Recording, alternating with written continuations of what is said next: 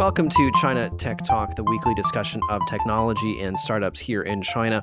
I'm John Artman, editor-in-chief of TechNode, and as always, I'm joined by Matthew Brennan, founder of China Channel. So this week, we are looking at Weibo. We've invited Manya Koetse from What's on Weibo to talk a little bit about what she's been doing and some of her observations, but then also kind of examining the role of Weibo in Chinese online culture. I think that, so far on China Tech Talk, a lot of our episodes have been about the business or about the technology that we're seeing in China. And so it was really nice for this episode to really look at this technology from its intersection with Chinese culture. And Weibo is unique in that sense because it is the public social network in China, and so there's this it has a fairly large influence on public discussion and public discourse. Yeah, and Manya's website is really excellent resource. I'd recommend all of our listeners to check that out.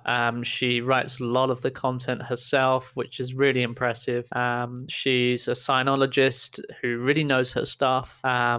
She's been doing this for years, literally following very closely social media in China. So I think she's really got her finger on the pulse about social media trends, all of the sort of memes, all of the sort of things that go viral suddenly, and what it says, and analyzing what it says and what it means about Chinese society. So she's very much into this angle of understanding Chinese society through social media. I can't think of anyone who actually really publishes more and writes more about this online than her.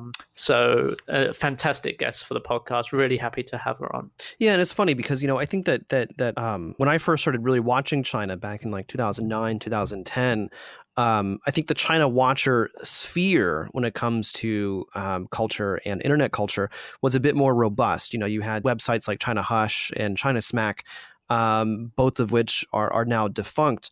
And so it's really great to see that Manya has kept What's on Weibo going, because at this point, and we talk a little bit about it in the episode, Weibo, I think for someone who doesn't use it very often like me, it's actually very bewildering because there's so much going on, and it's very difficult to figure out who to follow and things like that. And of course, there's WeChat, which has become central to almost everyone's life. So I think that it's really cool because on the one hand, you can't forget about Weibo. Just because WeChat is maybe more popular, you can't forget about Weibo. And number two, what she's doing is really kind of bringing to light for a Western audience in particular, kind of these things, these topics, these areas that I think would not be accessible otherwise. Whatever happened to China Smack? I totally forgot about that site. That used to be awesome. Yeah, that was a great website. Wow, I totally forgot about that website. And that was way back. That was way back. Yeah. And so, I think that for this episode, for me, it was a bit nostalgic, because, I kind of, in a sense, came of age with Weibo and a lot of those, a lot of the online phenomenon. So it was really kind of cool to talk with Manya about that, to look back, but then also, of course, to look into the current situation and also Weibo looking into 2018. If anyone knows what happened to China Smack, please message me on Twitter or John. I really want to know what happened to that site now. Definitely. But anyway, let's get on with the interview. It's a good one.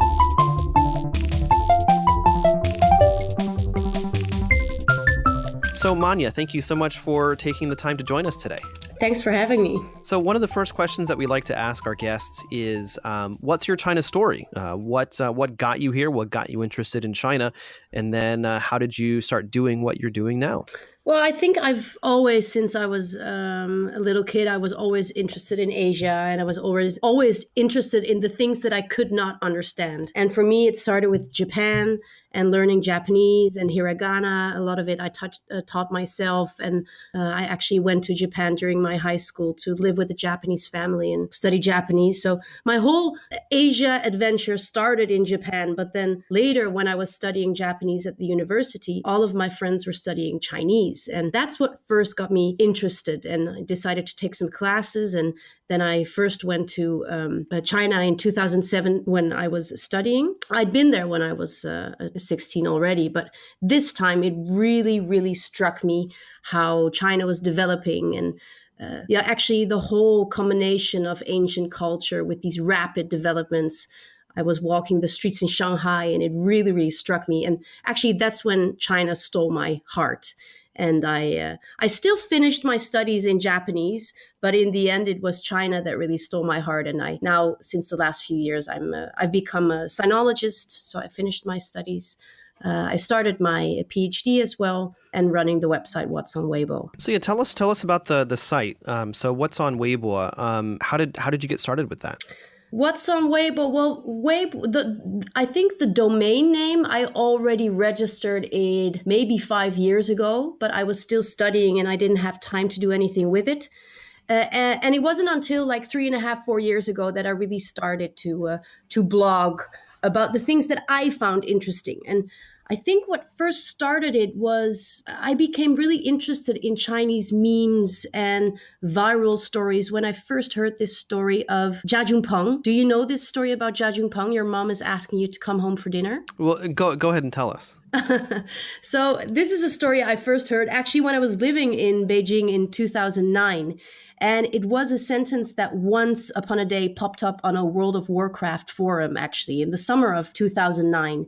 And on this World of Warcraft forum, players would usually just interact about the game and talk about that. But then just this sentence popped up: Jia Junpeng, your mom is is asking you to come home for dinner. And immediately it received a lot of reactions. And one of them came from this user named Jia Junpeng, who said, "I'm not coming home tonight. Tell mom I'm eating at the internet cafe." And that triggered thousands of reactions within 30 minutes. I believe it was like 20,000 reactions. And there was this real hype that went from online to offline. Because I don't know if you remember in those days, if you were living in Beijing, you saw that all kind of marketers were using this sentence. Like China Mobile said, "Jia Junpeng, your mom is asking you to buy a phone card," or "Your mom is asking you to learn English."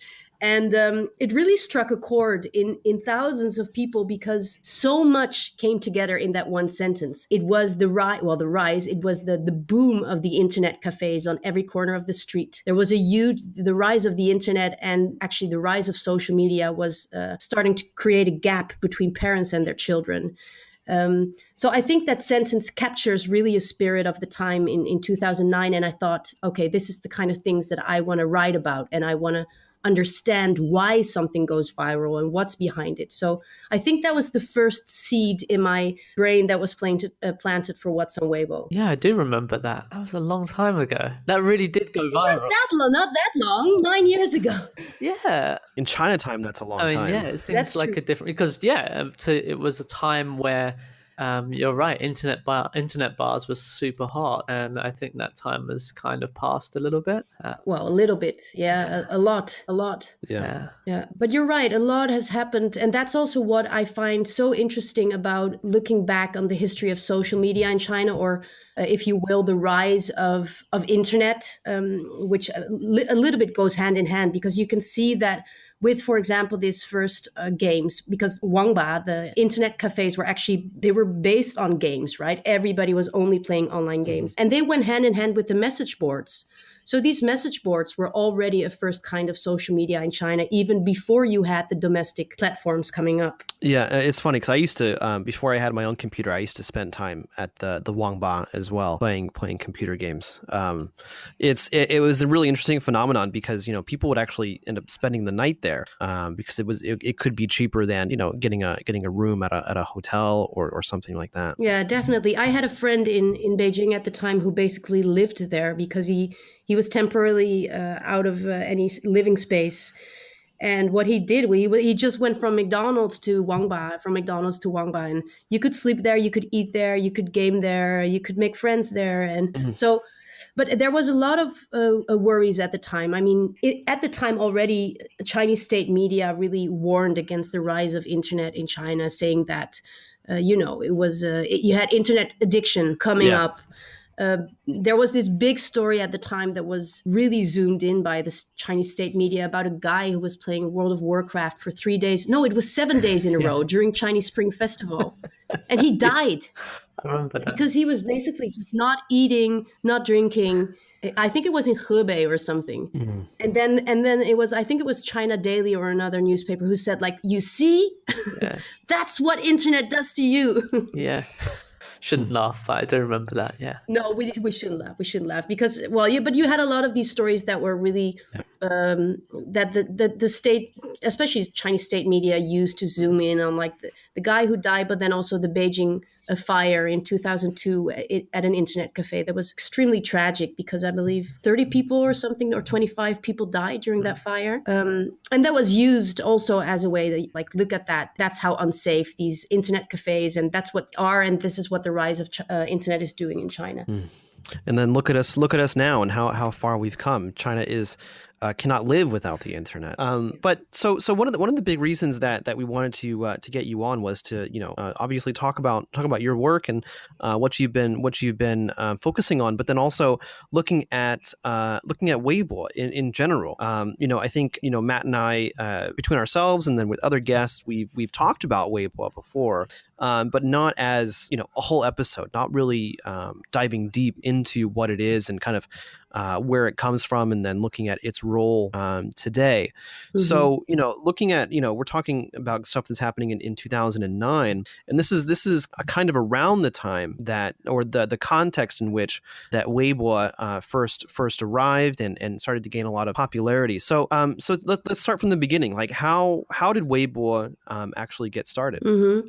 Weibo actually started in 2009 again.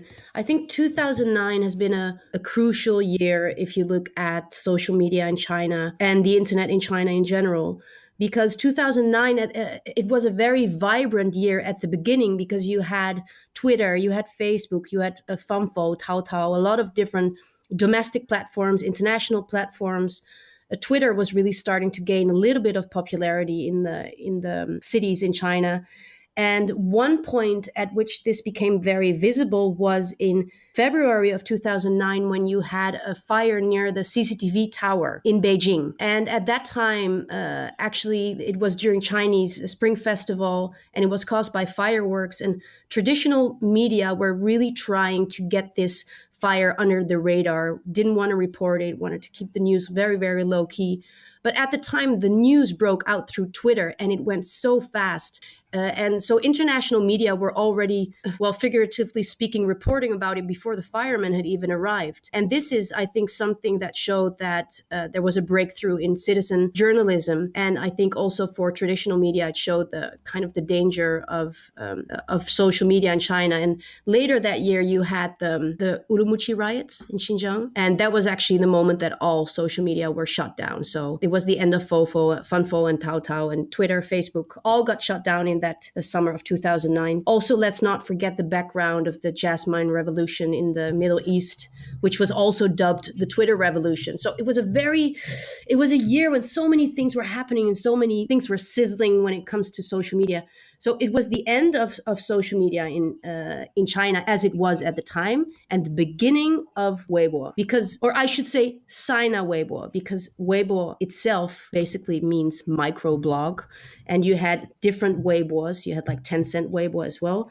But Sina Weibo, the company Sina, was the first to step forward and said, you know what, we'll start a social media platform while keeping the information flows under control. So it was kind of a promise that they made to the Chinese government. And in exchange for that promise, they got entrepreneurial freedom. So in that regards, Weibo was actually the first, a commercial space that was government regulated. Yeah, it's easy to forget there was Tencent Weibo as well. I think it's already been discontinued, but there was a fight at one stage.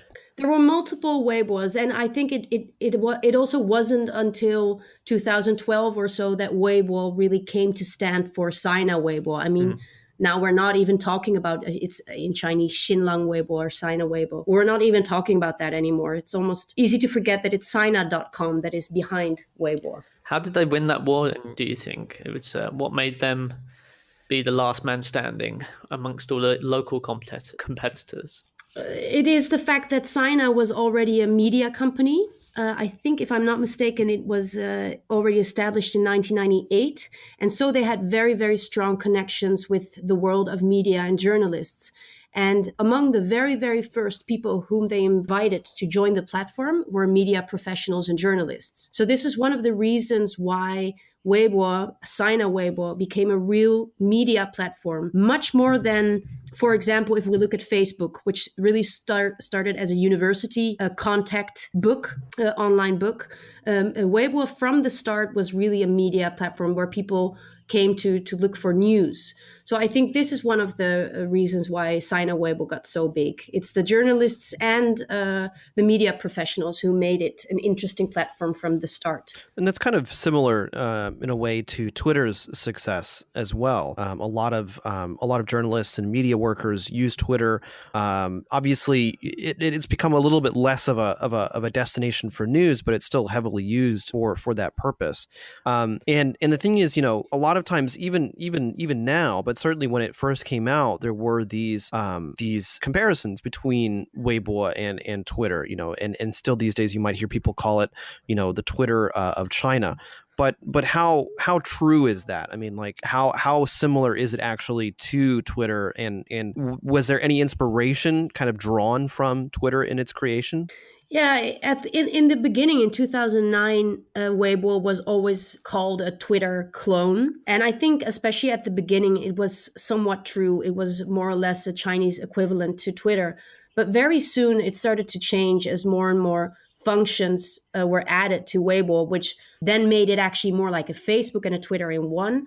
But now, if you look at it, it's like you have Goodreads in there, and you have the Internet Movie Database in there. The Chinese equivalents of it. You have Messenger in there.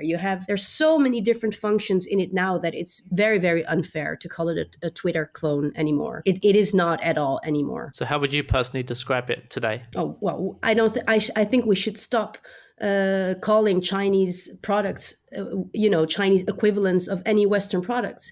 If at all, we should start changing it. It's becoming the other way around. Like maybe there will be this new thing coming up and we'll say like, oh yeah, that's the Western equivalent of Weibo. Yeah. Good point. Yeah, I think, well, one thing that the rise of Weibo over the past almost 9 years has taught us is that, it's time that we stop being so Western-centric when we talk about social media. Yeah, I would say in a lot of ways. I mean, certainly, Matt and I, part of a big trend, a big theme in this podcast is just how China is, in some ways, is ahead of the world when it comes to certain technology-based or internet-based innovations. So I think, Weibo, I mean, so, it grew out of a desire to have kind of a public social media platform. But as you were saying, I mean, like with Twitter, with Fanfo, one of the reasons that they were blocked or shut down was because the Chinese government realized that it couldn't control the information any longer. So, has Weibo been able, like, how have they been able to survive? Because, by its very nature, social media, it's going to have conversations or information that make the Communist Party a little uncomfortable. Yeah, this is a question actually. In Holland, I do speak quite a lot about social media in China, and you run into so much a bias in a way that people say like, well, if you cannot talk about politics, then certainly you cannot talk about anything at all. That's the end of it. But we shouldn't forget that the things that are spoken about on, for example, Twitter, which is a lot about politics and opinions, then it's not always the same. Well, not at all the same. I feel that a lot of what's being talked about on Chinese social media is entertainment for a large part. It's opportunities, it's traveling, it's food. There's only a very, very small percentage of people who actually do talk about somewhat politically sensitive topics, and it gets censored. I mean, if it's really about certain topics that are unspeakable of, they get automatically censored by the word software. How do you say, the scanning software? And otherwise, they get censored when it gets too big. So when it gets retweeted more than a couple of hundred times or whatever. But what we shouldn't forget is that there is actually still a lot of room for discussion, and it's not as narrow as it's sometimes portrayed to be, especially in Western media. Yeah, I totally agree with that. I think a lot of people are looking at it with concepts from their own environment and their own culture. and overly indexing on the politics side of things and censorship, when actually it's most of the things that people talk about on Weibo and platforms like Weibo in China are like pretty mundane stuff, or like just gossip about celebrities and things like that. Yeah, it's true. But also, it's sometimes if you dive deeper, and that's also what I'm trying to do with What's on Weibo. I don't only, it's not that I only write about what's trending. I sometimes always also try to go beyond what's trending, but, dive deep into the corners of Weibo. And last year I wrote an article. I dubbed them Weibo imams. The imams from because there's a whole bunch of imams with a big Chinese Muslim following who are preaching through Miaopai on Weibo, and who are telling things about the Quran and this and that. And at a time when Islam has become an increasingly sensitive topic in China, and social media is so controlled, this is something that you would not expect, that there's this thriving community of Weibo imams, which I find very interesting. So this shows that there is on a lot of corners within Weibo, a lot of interesting things are going on when it comes to politics, religion, feminism, gender issues, homosexuality. A lot of interesting things are happening.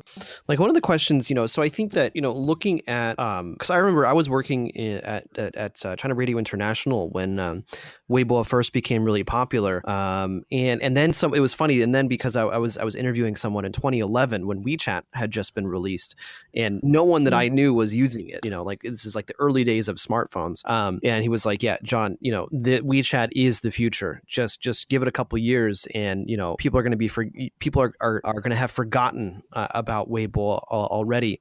And it feels in a certain sense that did come true. And certainly for us on TechNode, we don't pay attention much to Weibo anymore because it's really not the new thing, right? But obviously there's still a lot of with your work, there's obviously a lot of conversation going on. There's still a fairly vibrant community, but at the same time, it's lost a lot of that status, because like when it first came out, it was for CRI where we end up sourcing a lot of our stories that we would talk about on the radio. So walk us through that, the kind of like the rise and fall of Weibo. How did it become so popular? We talked about it in terms of news and stuff, but then also, what happened when WeChat became popular? What happened with Weibo? Okay. Shall I just, because obviously the beginning is 2009, and just to paint a brief picture of the evolution of Weibo. From 2009 to 2012, a lot of specialists on this topic always call it the golden days of China's social media, because from 2009 to 2012, so many exciting things were going on Weibo. It was also a time that was politically pretty tumultuous, and actually at the time you had more political topics being discussed on Weibo. You had a lot of memes coming up. You had Ai Weiwei, who was doing a lot of stuff, the Chinese dissident artist. So a lot of things happened in that time, and then things started changing. So in 2011 you had Weixin, WeChat coming up. It was also the time that the control over the internet started to gain traction, because let's not forget, in 2012, there were already 500 million registered users on Weibo. So the moment that the control was heightened was the moment that there was really a significant amount of registered users. That's when the impact of Weibo started to become bigger. So it's always, since the beginning that Weibo has been launched, it's always been this little, well, I don't want to call it a game because it would be unfair to call it a game, but a field of tension between control and letting go, control and letting go. Because if the management team of Weibo doesn't let it go, then there's no discussion. So they have to stimulate discussion while at the same time restricting it as well. And this is the dynamics that makes Weibo so interesting the whole time. Without discussion, there's no social media. Social media is based on discussion. So, and in 2013, you saw that with the announcement of the real name registration, that Weibo was losing its value a little bit. People were, starting to use WeChat. And in 2015, there was actually the point when the real name registration was really pushed through. And that was also the year that BBC wrote this article about Weibo being dead or Weibo being on its way out.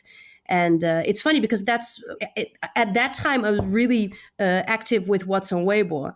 And I felt that it wasn't dead at all, because on the one hand, I was reading in the Western media, Weibo was dead, but on the other hand, I was seeing such interesting topics coming up every single day, and the discussions were pretty vibrant. So it was not dead, but it had changed. And I think a lot of the things that were being discussed on Weibo in those years from 2009 to roughly 2013 were now being discussed on WeChat. And Weibo was becoming more of this open platform of more public discussions. So that's what I always see, that Weibo has shifted since 2009. Its functions have changed, but it is still very, very vibrant. And it's interesting to any China watcher or anyone interested in China, I think, will see something interesting in Weibo because of all the mixtures of accounts and the public debates going on there. Well, I remember when WeChat was getting a lot more traction. I was talking this again. I was still at CRI, and a lot of my Chinese colleagues were saying that one of the reasons that they gave, at least their understanding of why so many Chinese people were so quote unquote abandoning Weibo in favor of WeChat, was because Weibo was too saturated. Like there was just like too much noise. People couldn't really find what they wanted to find, or get the information they wanted to get. Their needs were, in a sense, their needs weren't being met because it was just too busy. Whereas with WeChat, it was a one-on-one or small groups and things like that. So I mean, would you agree with that? That one of the reasons is because people kind of wanted a bit more of a private space to have discussions or to talk amongst each other? Oh yeah, definitely. And I think a lot of the some of the controversies that come up and become trending topics on Weibo, or especially the essays or the smaller stories that eventually become big trending topics, they all start on WeChat. But the problem for China social media watchers, of course, is that you cannot be in all of those private groups of friends. So that's why I'm happy that What's on Weibo has a very nice group of contributors who, or people who help me, who are from Shenzhen to Shanghai to Beijing, and who have a lot of different friend groups. And the moment that I receive in the morning, I will check my phone and I see like my group of friends is talking about this, and then I receive it 3 times, and then I know, okay, boom, this is going to be the trending topic of the day. And within hours, it will be on Weibo. So in those regards, I think that, of course, WeChat has taken over a role that Weibo once had, but eventually it will come to Weibo, and that's where it will be publicly discussed. So then it moves from those private groups of friends into the open sphere. Sure. I think also official accounts had a big impact as well, right? When WeChat launched those in 2012, 2013, that a lot of media moved over and they became incredibly popular and sort of replaced Weibo, or at least provided an alternative to Weibo for publishing. Yeah, but I agree to some extent, but I don't fully agree, because I think one of the strengths of Weibo is that it's multi-layered. And what I mean by that is that its users are very versatile. So you're talking about government accounts. Let's not forget that thousands of accounts on Weibo are run by the government, be it official central government, local governments. Then you have the media accounts, the state media, some smaller independent media. Then you have the businesses, the NGOs. Then you have the KOLs, the key opinion leaders, the big influencers. And then you have the regular netizens. So let's say, if we simplify it, that there are 6 big layers, of users that you can categorize. On Weibo, they're all together in this big open space, and they all communicate together. So this is, I think, I don't know of any other space in China, be it digital, online or offline, where these layers interact with each other, where netizens can, criticize the state media, where the state media gets into a conflict with a business, where NGOs will talk to local governments. And of course, official accounts on WeChat do provide information, but you don't see this communication between these layers coming up on WeChat as much as you see on Weibo. And a lot of the trending topics that come up on Weibo also are triggered by these interactions. So this is a big difference from what's trending, for example, on Facebook or on Twitter, and what's trending on Weibo. A lot of the trending topics on Weibo also started on Weibo. Do you know what I mean? So they don't come from outside. It's not big news that comes from outside. It's the news that comes from within the platform itself, because this and this state media said that and that to this local government official, blah, blah, blah.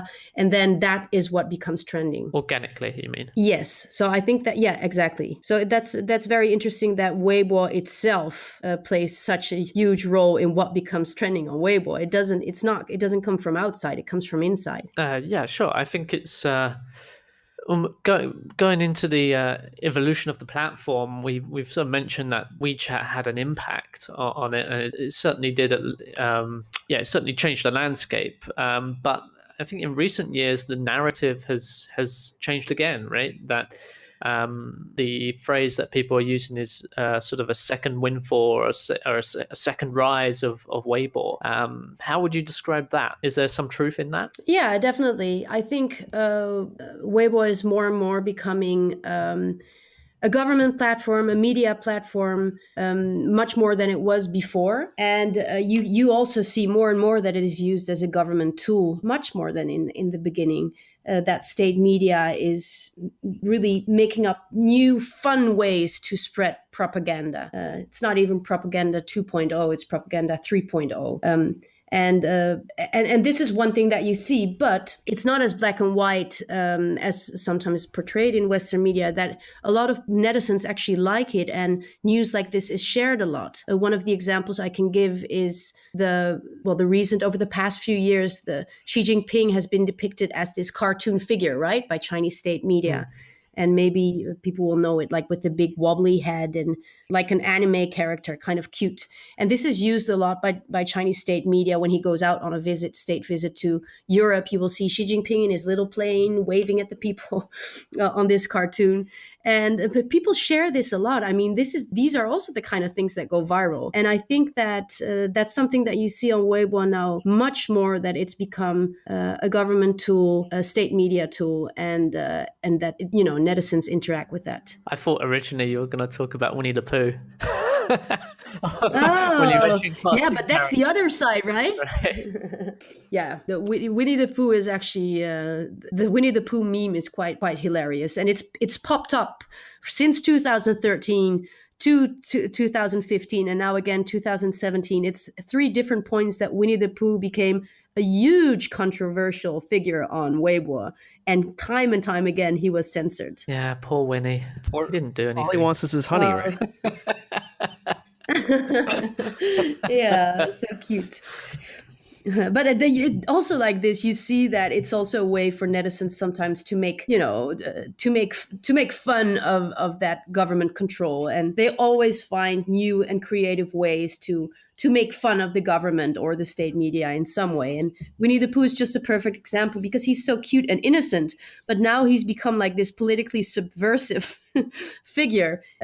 So that's interesting, because of course Winnie the Pooh is like it's like Xi Jinping and then meeting with Obama or with Abe from Japan, and every time you will see a new picture of Winnie the Pooh and Eeyore, Winnie the Pooh and Tigger, and so much going on in these images. It reminds me of the grass mud horse phenomenon. That I mean, I'm not sure. Yeah. I'm not quite. I think grass mud horse was a little bit before Weibo, but very very very similar. Where it's in Chinese, because the Chinese language is super interesting, because it's the best way that I've heard it described is that the Chinese is, or Mandarin is, phoneme deficient. So there's only there's a very limited number of sounds that you can actually make, and then of course there's tones that introduces a lot of the variation and how people can express themselves. But because of that, because there's a very few phonemes, that there's these words. There's a lot of words that sound like other words, even though the tones are different, the characters are different.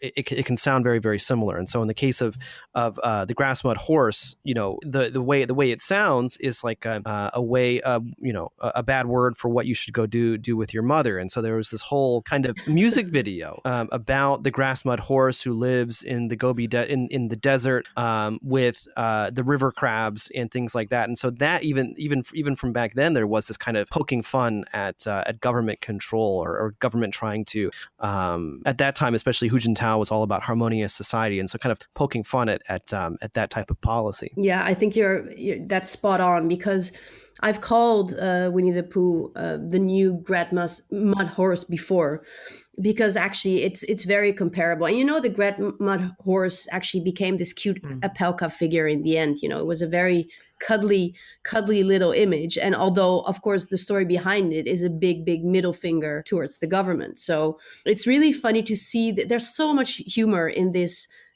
memes, although they are, of course, an act of subversion, in a way, but there's so much humor in them. So I think this is also truly uniquely Chinese in a way. Yeah, exactly. Because I think that it's kind of funny, because one of the things that I think about, where I've been thinking about quite a bit recently, is government influence on information and how people talk about things in the public sphere. And I'm thinking back, and you look at like even from the beginning of China, Qin Shi Huang, the first emperor, even back then there was this this desire to control public discourse, and he did that, and so it's almost tradition in a sense, imperial tradition, if you will, or government tradition to control information, to make sure that people aren't having seditious discussions and things like that. And so it's also part of that tradition culturally is figuring out ways to talk about things publicly that doesn't sound like what they're talking about. And so kind of like this cat and mouse game that we're seeing between the Communist Party and Chinese society, I think it goes back thousands of years. Yeah, and it can be really. That's one of the things that I always find very interesting to watch from the outside. I mean, another example is in 2014. Every other year, China launches this huge anti-pornography campaign that is directed at vulgar content, but then nobody's really sure what vulgar content is, because everything nowadays is called obscene and vulgar, right? But at the time, a lot of the Chinese word for pornographics is huang, and huang, so it also means yellow, so the actually skin tone. And many netizens responded to that campaign in 2014 by posting pictures that were just a block of yellow color, and then accompanied by text such as, I'm posting yellow, which is I'm posting porn. What you gonna do now? I'm posting yellow. What you wanna do? So these are these funny things sometimes that are very, very interesting to see. Yeah, changing your profile picture is kind of an interesting way of subversion, I guess you would say, in China, right? That's got a long tradition. Recently, we saw it with the kindergarten, the controversy there, red, yellow, blue. A lot of people changing it, with the black in there as well. And then, of course, exactly. right before the 19th Congress, profile photo changes were not allowed. Yes. So who would have ever imagined that, right? That something simple as changing your profile photo would become sometimes a political act or an act of online activism in a way. But so I think that, so looking at Weibo specifically, so I'm curious, so as you've been following it, so it's kind of, it's, as Matt mentioned, it's kind of gone through this second wave. And so I'm curious, like, as they've introduced more video, so both in terms of live streaming, but then also, as you were saying before, Miaopai and things like that. I mean, how has Weibo changed, do you think? I mean, as a user, but then as an observer as well. Yeah, good question. Like I said, I think that state media is starting to play a much bigger role, and one of the reasons is also because they really up their game. Like a lot of different state media outlets, and there are so many right now. I mean, they're now using videos like these cool 1 to 2 minute videos that just capture the news real quick with cool graphics. And I think as a China watcher, I always try to look, okay, what's this source? Where does it come from? Who's sponsoring it? What's behind it? But you don't know what is state media, what is not, what is propaganda, what is not. It's all become... It's not black and white at all anymore. It's very, very dynamic and so many different players. And I think that's what's most interesting. It used to be much more easy for China watchers before, like, okay, look at what Global Times is posting now and how people respond to it. And it's not that simple anymore. I mean, we're over. I think, well, you still have the silly rap videos coming up every now and then that state media, completely misses the point by bringing out this rap video, like, see how hip and trendy we are. And then they're like 20 years behind. But slowly but surely, they're not anymore because they're hiring real cool graphic artists or music producers, video producers who are really doing a good job. So we're not making fun of it anymore, actually. Netizens actually appreciate. And I think you saw this a lot with the Belt and Road Initiative last year. You saw this a lot with the 19th National Congress. So various big moments that you can see that state media is to a great extent influencing what's going on Weibo and the debates there, but that it is not necessarily a negative thing. Yeah, no, it's funny. It's funny you say that because a friend of mine from CRI, he's currently working at the People's Daily. He's British, but at CRI, his last few years, what he was doing was producing comedy videos mostly for a Chinese audience for CRI's website, and they were originally just kind of like those quiz shows that you have in the UK, were just kind of silly topics and people being silly. But then they ended up evolving it into a kind of like a travel show and all sorts of things.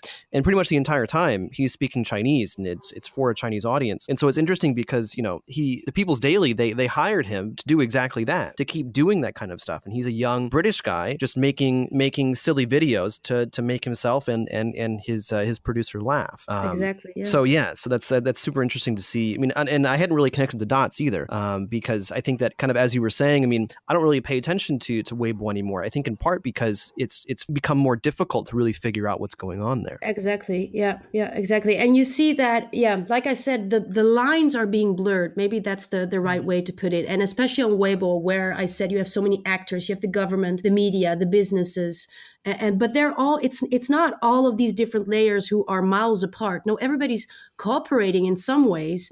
And I think like OFO as well, the bike sharing company, they have this marketing side as well of all these young, cool people with fresh ideas, and they working together with the government as well to produce new ways of propaganda.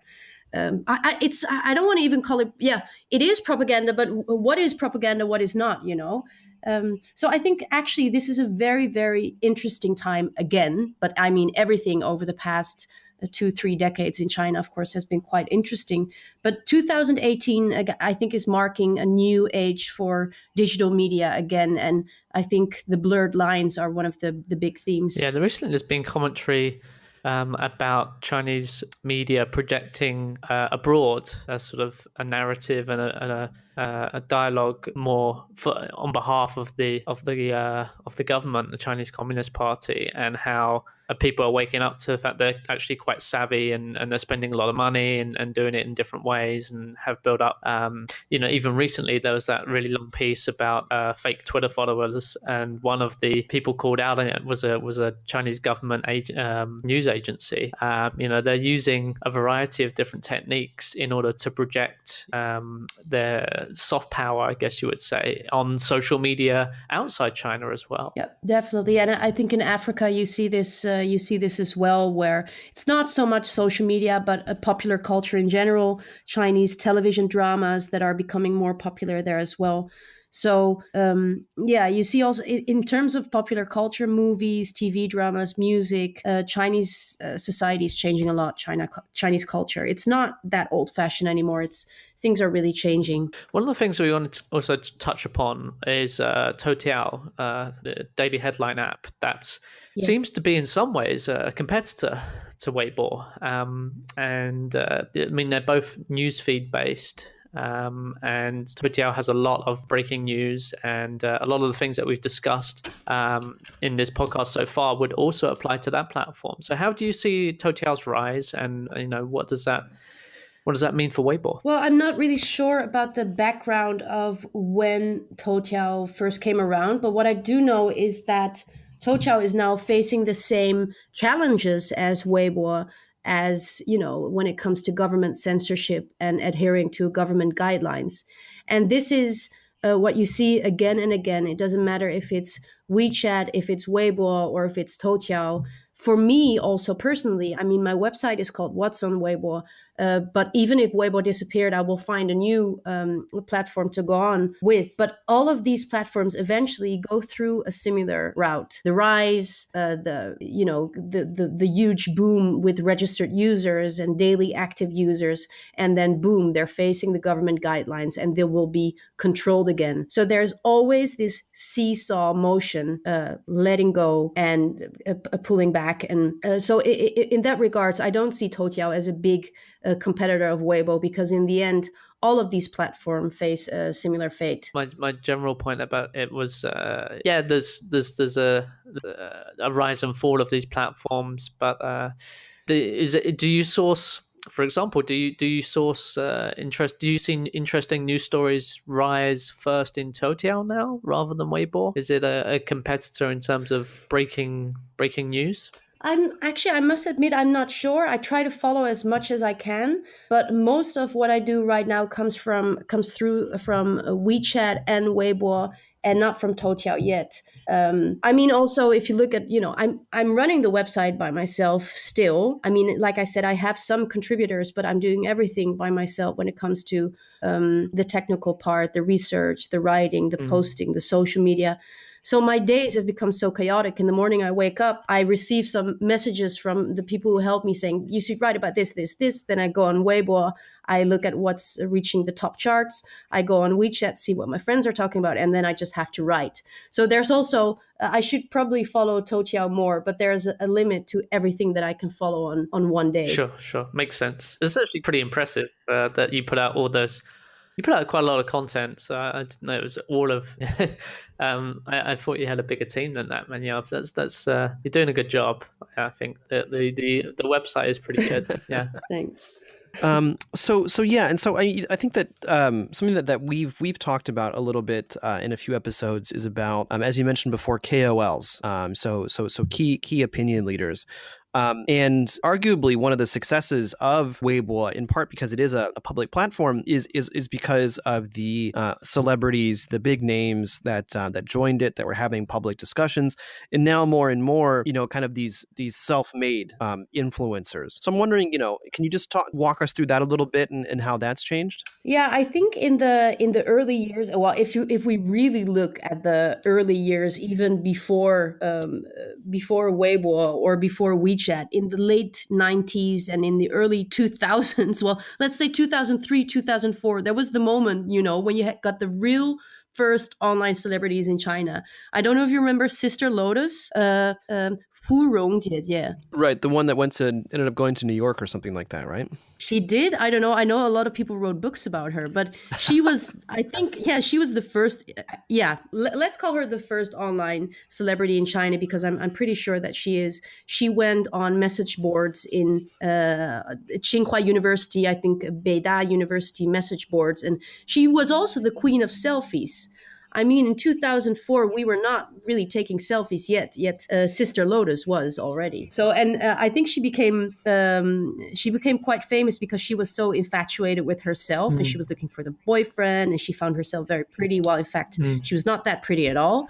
And she just became famous about being famous. And then you had Muzume in 2003, who was writing this online diary of her sexual encounters with men. And then if we leap a few years further down, you had Han, who was really the first celebrity blogger. Let's call Han the first KOL, because he was a big influencer. And he was also critical of Chinese traditional media and the government. But now, so Han, that was around 2008. And then I think around 2015, 2016, we saw another real rise of KOL when we look at, for example, Papi Zhang, who is this comic, female comic who was really posting short videos that were very, very funny, making fun of Chinese society, making fun of people and love and very, very different things. And now I think that we're seeing that the KOL economy has gotten so big. There's so many people right now, and especially this week, this is a very, very big topic because it seems that a lot of these KOLs are paying their way into the trending topic lists, which is actually influencing the algorithms of Weibo. And it's becoming a problem in a way because these algorithms are not representing reality anymore. So you see that right now. I don't know if you probably know this news, but this week Weibo has shut down its top trending lists and its hot searches list because they've been called back by the Cyberspace Administration because these KOLs and celebrities are buying their ways into the top trending lists. And in a way, of course, it's a new way of censorship because it's a hyping of celebrity issues, and the government doesn't want that because, again, it's vulgar and it's obscene, of course. But buying your way into the trending list, or I think that one of the key features of Weibo, and especially compared to Twitter, is the onboarding process. They're much better about kind of getting people into the ecosystem. They give you a lot of recommendations on who to follow and things like that. So, but at the same time, I mean, like it's been kind of an open secret, right? That it's not exactly 100% algorithmically based. Mm-hmm. And I think that's the same problem that you see with Twitter and Facebook. I mean, you can buy your fans, but on Weibo now, you do have millions of fake followers. But of course, what the major contradiction in this story is that the Cyberspace Administration, let's say the government authorities, are punishing Weibo for these algorithms, while they are the ones who are also using that same algorithms to get their message across often. So it's quite difficult to say something about this because it's a little bit of a catch-22 in a way. Yeah, I think it's these fake bot accounts rather is a problem on all social media platforms to some degree or another. But it really I got my suspicions that it's a massive problem on Weibo. I thought on Weibo, in order to register an account, it had to be linked to an ID. I mean, like this was a big deal back in like 2013, 2014, where the government was putting a lot of pressure across the board, but in particular on Weibo to do real name ID registration. So is that not the case anymore, or is it just that people have figured out a workaround? Well, I don't think I never uploaded as a foreigner, at least. Well, I'm connected with my Chinese phone number, but then your Chinese phone number will be attached to your ID now. But so that's a difference. But of course, you still have a lot of phone numbers who don't have that. You had those times when everybody was buying, phone cards at every corner of the street. So I'm sure that there's millions and millions of phone cards just floating around that you can still register with a name on Weibo. It's just that in a few years' time, it will get more and more difficult because now every phone number will be attached to your ID and your name, which is also why now, because I'm traveling in between Amsterdam and Beijing, but I'm not losing my phone number anymore. Now I bought a good phone number because now my Weibo is attached to it, my WeChat is attached to it. And you see that even as a foreigner who comes to Beijing a lot and as foreigners living in Beijing, you cannot escape this anymore. I mean, you see this whole ecosystem where from the food you order to the bank that you're registered at to your social media, it all connects to your ID and your phone number. So you're not, I mean, of course, there's ultimate control in the end because I mean, they will, the government or the authorities will know who you're dating with your online dating app, what you ordered on Ulama, how much money is on your bank, who you talk to on your WeChat. I mean, it's all one big controlled ecosystem. Yeah, I think there's a key difference between the Chinese internet landscape and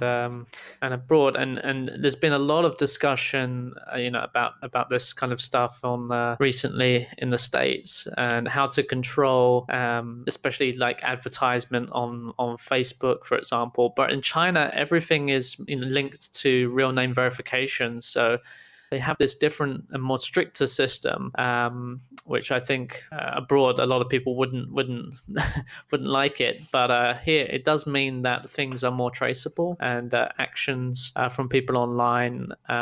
If Russians came in and tried to influence Chinese society in the same way as they've been accused of doing in the States, I think it would be easier to track that for sure, given the controls in place. Yeah, exactly. Yeah. But going back to the original point about the fake followers on Weibo, I think it's just the incentives of the platform are aligned with it. It's And the same thing for Twitter as well. They actually, there's a sort of an incentive for them to not really take it very seriously, because these robot accounts actually help them in some respects. They make the platform seem more lively and important than it would be otherwise.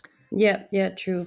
And that's the same with KOL now. Of course, you have a large amount of real influencers, but there's also people who come up from these platforms like a Kuaishou, the live streaming platform apps, and then it's not really sure how big of an influencer they actually are, but in the end they are, and that's actually the contradiction of it all, because they bought their way to the top somehow, and then they will still attract attention, but nobody actually knows why, because they're not that interesting in the end. Yeah, right. And we spoke with a couple of people previously on the podcast about this area, and it's like best practice for key opinion leaders on Weibo is actually to buy fake engagement. It's known that if you want to maximize your reach, that's what you should do. It's sort of an open industry secret. Mm-hmm. Yeah, but let's not forget that, amid all these fakeness, there are very, very real and interesting stories popping up and becoming huge trending topics. And one thing that I would like to mention is, I don't know if you remember the story of Fan Yusu last year. It's not even a year ago. I think it was in April or May of 2017.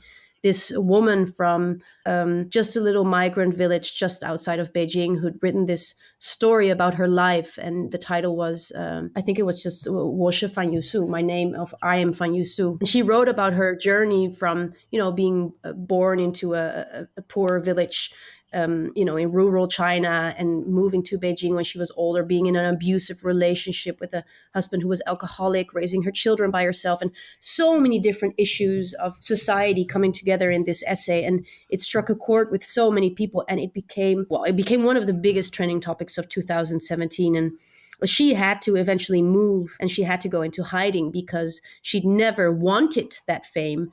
And so this is, I think, a good example of a very, very real person and a real topic reaching the top trending stories of Weibo. Yep, definitely, it's going to have there's a lot of real stuff going on as well on the platform for sure. Yeah. So I guess you talked a little bit about before, but as a way to wrap things up, I mean, what are your predictions for 2018?